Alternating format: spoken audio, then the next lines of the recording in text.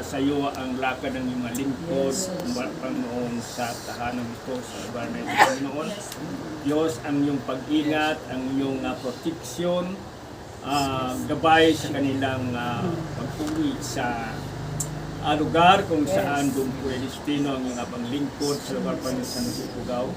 Wala kaming ibang kahilingan, Panginoon, maliban ng pagkaingatan mo sila. Kaya wala po kaming mga pag-alala. Wala kaming takot o pangamba. Sapat alam namin, ikaw yung Diyos namin pinaglingkuran. Yes, amen. Mula noon, magpahanggang ngayon, Diyos na punong-puno ng katapatan at pag-ibig at pagmamahal.